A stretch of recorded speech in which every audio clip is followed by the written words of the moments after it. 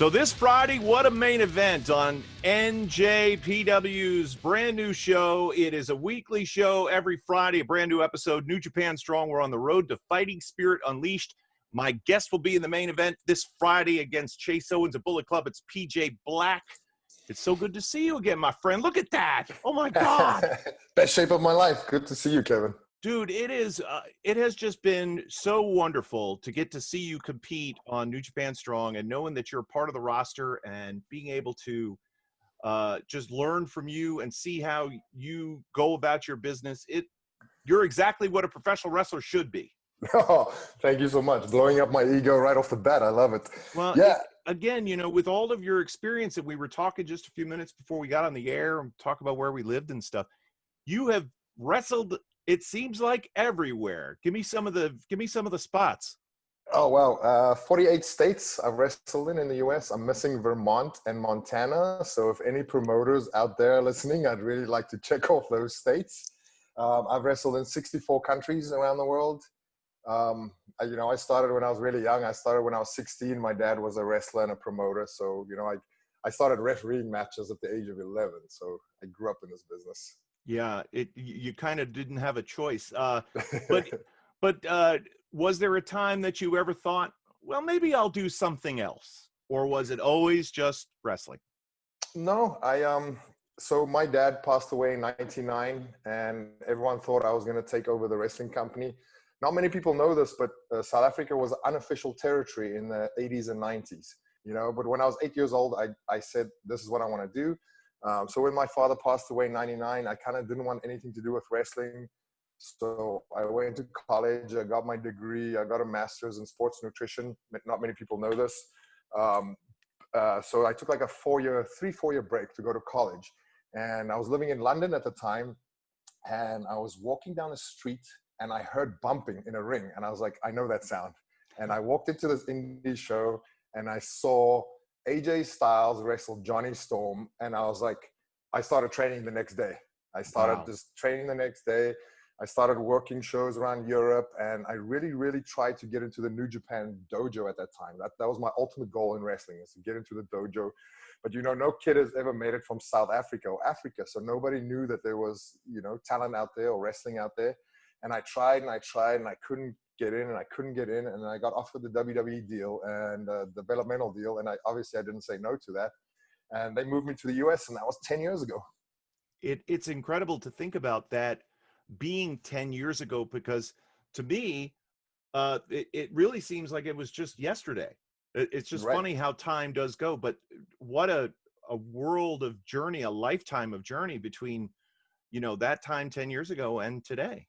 I know it's been an incredible journey, and I've been incredibly blessed. I broke it in 97, and I cannot believe how time has flown from then. When we look at the roster of New Japan Pro Wrestling now, and especially on the New Japan Strong broadcast, it's heavily influenced by Bullet Club. And your match coming up Friday against Chase Owens, you've always got, I see it as almost like, it's almost unfair, because that looming on the horizon could be, Chase gets in trouble. You got Hikuleo, you've got the Gorillas, you got Jay White, you got Kenta, you got all this power right around them. And I've said, I think you guys, somebody needs to come together to put something against Bullet Club. Otherwise, everybody's going to get run out of the building. I agree. And maybe I'm that guy. I don't know. Maybe I should set up a group. I don't know. Well, you've been part of a faction before that was a little notorious. Multiple factions, actually. In fact, I've been sending applications to the Bullet Club for years. I'm like, hey guys, I'm a faction expert, and I just keep getting shut down. And you know what they say? If you can't join them, beat them. So well, that's the route I'm going to go. Sounds like a good plan. So your degree in sports nutrition, I would imagine that, again, that really came handy with traveling all over the world and being able to put together diet plans and eating plans and workout plans. What do you do each day to stay in the shape that you're in? Because it's fantastic. Oh, thank you very much. You know, I don't really work out anymore. I don't do weights or anything like that. I'll do calisthenics. I'll do a lot of yoga. You know, I'm always active. I'm a skydiver. I paraglide. I base jump. So I hike a lot. Like, I love being out in nature. Um, I hike up as far as I can on the mountain, and I fly my paraglider down. It's that's how I stay fit. As far as diet concerned, I play around with a lot of diets. I really enjoy the keto diet for cognitive function. Like, it's incredible the brain power you get, because if you get your body to run off ketones instead of glycogen, it's kind of like, think about this: when your body will always use glycogen first for energy, right, and then fat. So your body's kind of like a hybrid, like a Prius. So if you just use ketones, that's kind of like using rocket fuel. So you're on the next level if your body runs off ketones. It is very difficult to get into ketosis, and the energy levels can go up and down the first 9 or 10 days. But once you hit like 21 days, it's the brain power is incredible. That's my favorite part. So I literally just eat a super high fat diet, which, contrary to popular belief, that's not the healthy way, but it really is if you think about it. I know a lot of science has developed over the years, and again, the training and nutrition. If you think back to, you know, your father's day and the way they ate and the way they trained versus the way you do, the athletes of today train, it's really night and day. It's incredible. It really is. And it keeps evolving. I mean, can you imagine where we're going to be when we find out more in like 2, 3, 4, 5 years from now? Well, I know that you do a lot of study, and you're constantly, you know, delving into the science of things.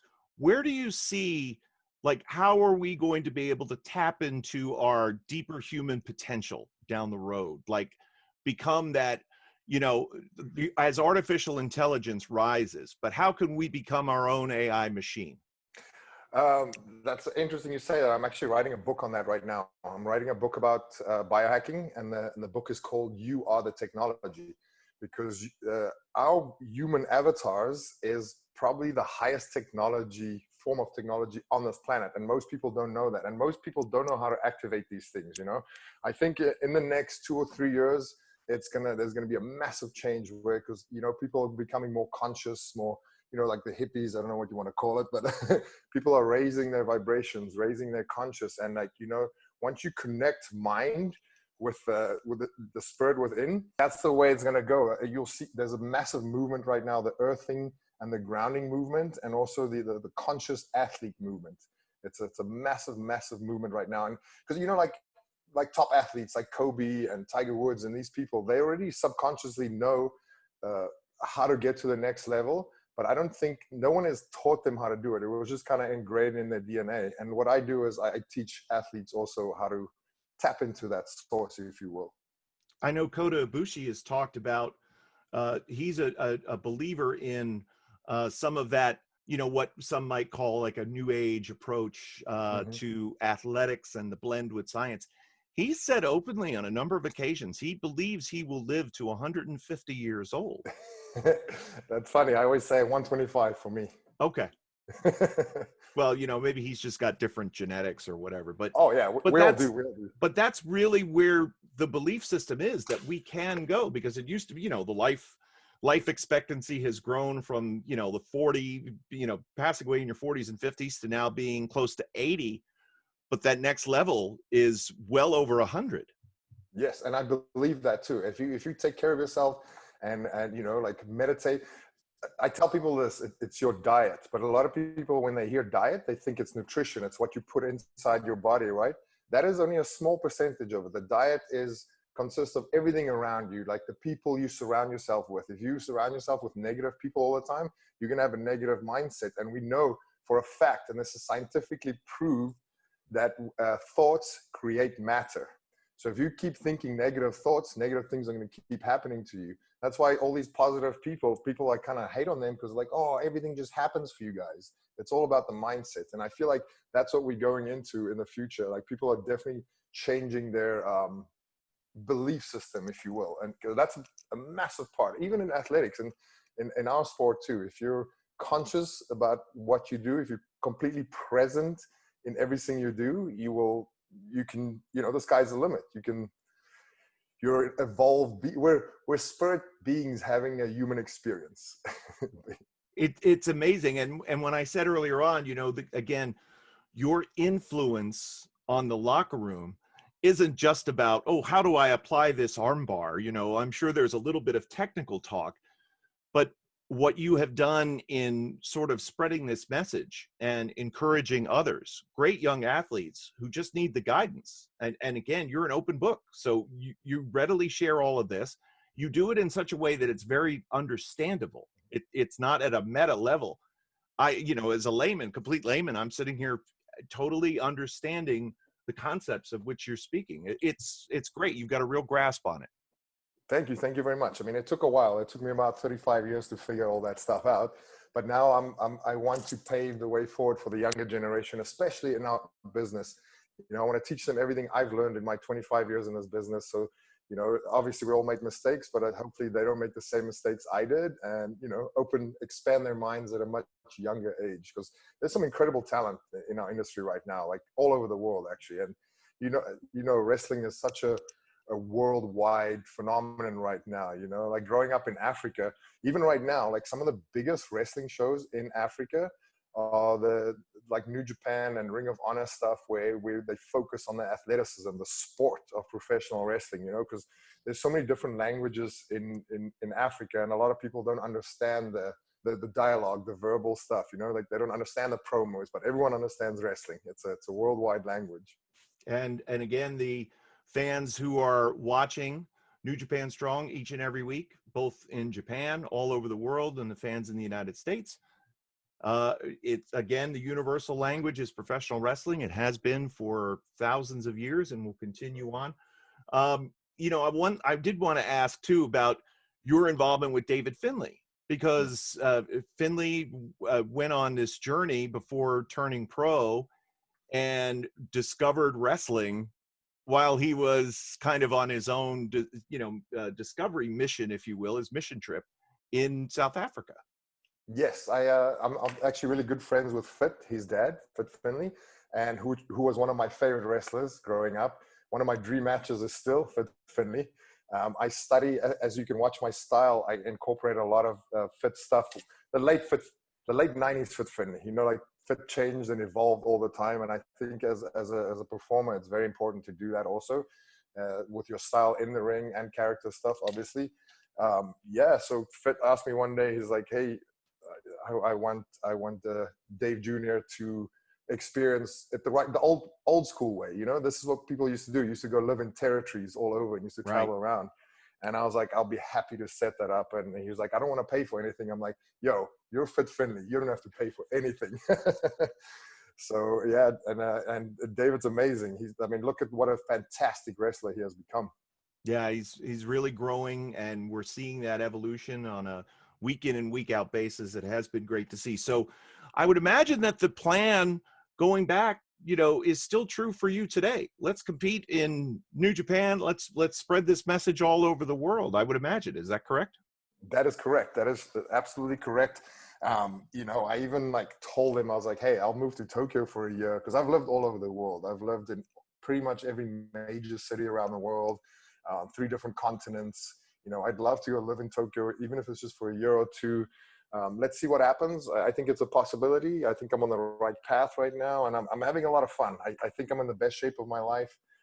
My dad was a wrestler. My dad told me this when I was a young kid. He goes, between 40 and 44, you're going to have the time of your life. You're going to have more money than you've ever had. You're going to do the best work that you've ever done before. And I was like, what? 40 sounds so old. I'm 40 next year. And it really has become my reality. I loved watching him between 40 and 44. That was the best time in his career, I think. And I'd like to believe that I'm following in his footsteps and following the same kind of path, at the same timeline. Well, again, certainly the best is yet to come for you, PJ. There's no doubt about it. You have everything that every wrestler could want, and the opportunity for you to stay, to have all this and still be so humble and grounded, I think really will continue to benefit you. I look forward to seeing calling the match this Friday. You versus that nefarious Chase Owens Bullet Club. You got to watch out for those guys, but it's going to be a lot of fun. It's going to be a lot of fun. And like you said, you got to always watch your back there. They're a great faction, obviously. And there's, you know, I don't want to say unstoppable.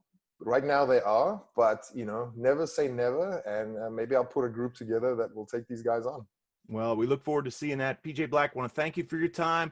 And we'll catch up with you again real soon. Definitely when that book comes out, we're definitely going to talk a lot about that.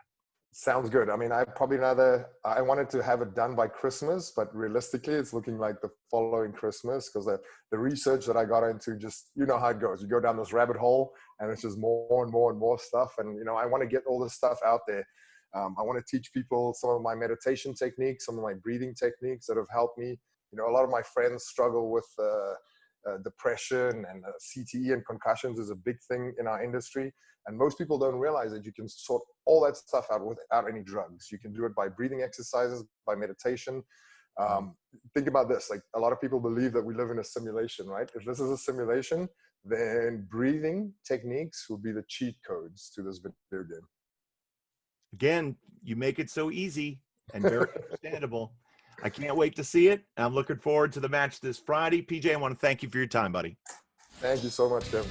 All right, we'll talk to you again soon. That's PJ Black, everybody, and we can't wait to see the match against Chase Owens this Friday on New Japan Strong on the road to Fighting Spirit Unleashed.